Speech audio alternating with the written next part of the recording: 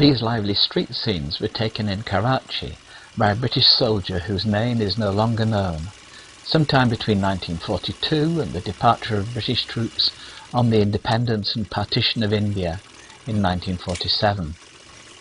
They take us back to a time when there were hardly any motor vehicles and the city centre was dominated by pedestrians and horse-drawn traffic.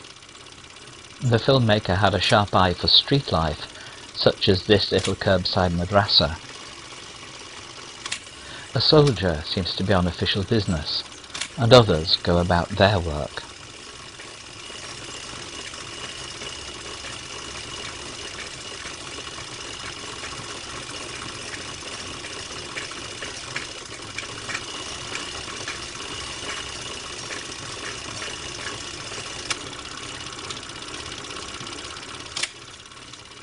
The animals of the street seem to have fascinated him, from horses and donkeys to this straying calf. Look carefully at the next shot for a performing bear.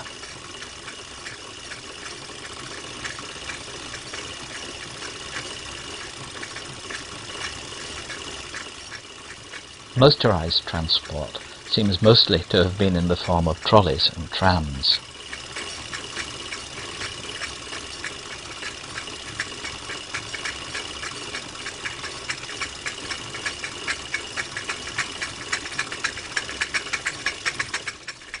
One day the soldier comes across a convoy of carts drawn by camels, about to carry pipes to some building project.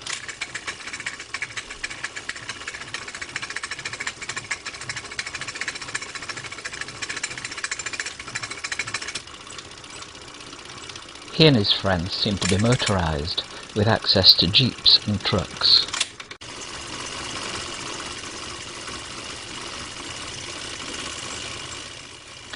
They seem to like shopping in the town.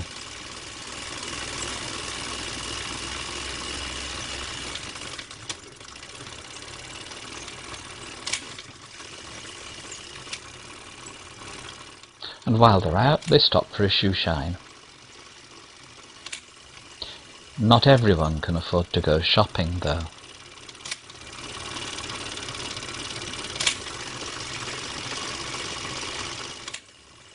He enjoys the life in the parks.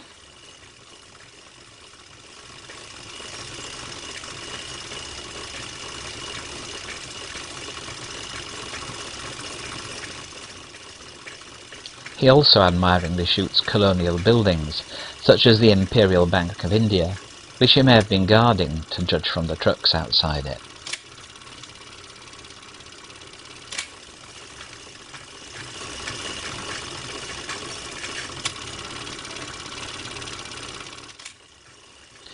This is the new cotton exchange, built in 1942.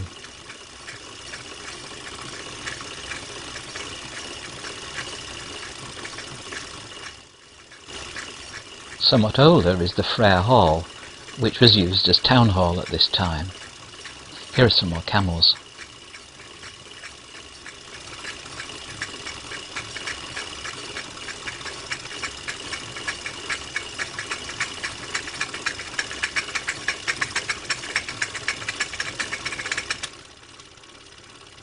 One rainy day, he decides to film Clifton Beach.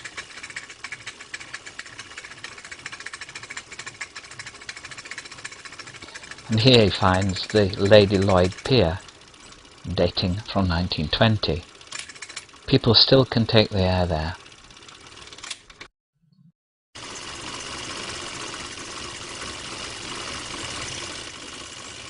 Perhaps it's stopped raining now.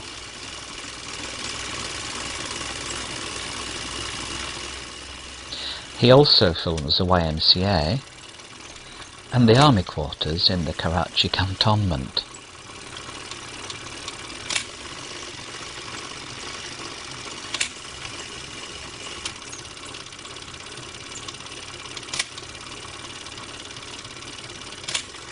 There seem to be some local boys hanging around the cantonment, and he and his friends seem to strike up a friendship with them.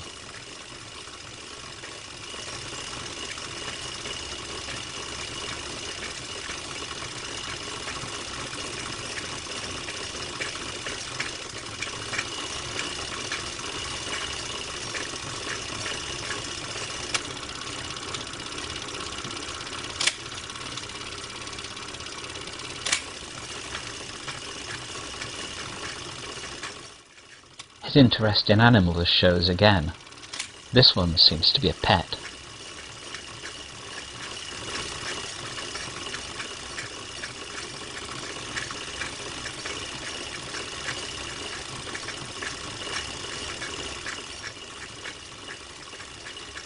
Here's another friend, I presume.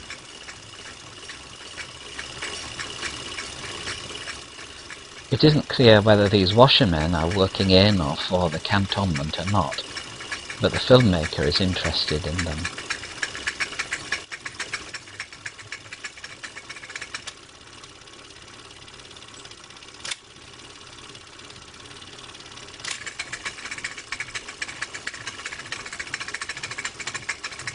His own washing hangs by his truck.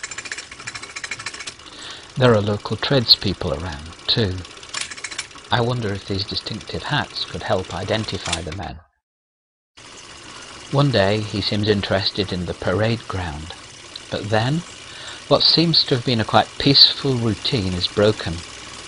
There are piles of luggage everywhere, and the men go somewhere on a train journey.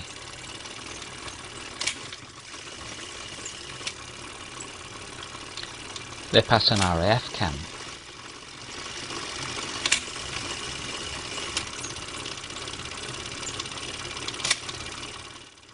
And they spot an irrigation system. Then it's time to stop for drinks on a station platform.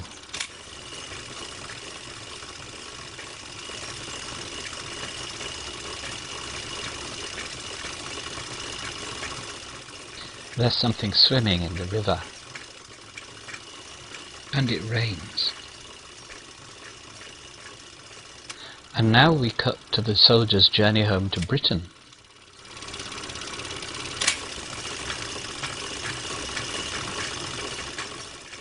They obviously enjoy the leisure.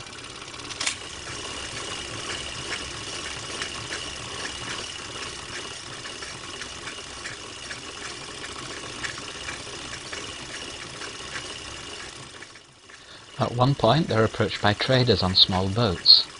I wonder if this is Aden.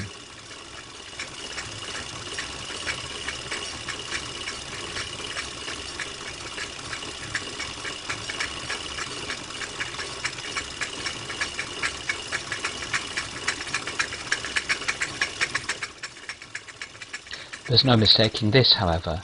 It's a Suez Canal. And this is the Suez Monument.